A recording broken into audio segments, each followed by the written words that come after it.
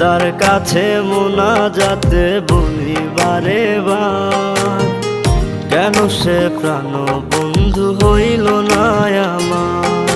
খোদার কাছে মোনাজাতে বলি বারে বার, কেন সে প্রাণ বন্ধু হইল না আমার।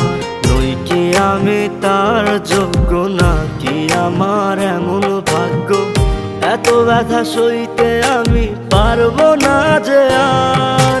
খোদার কাছে মোনাজাতে বলি বারে বার, কেন সে প্রাণ বন্ধু হইল না আমার।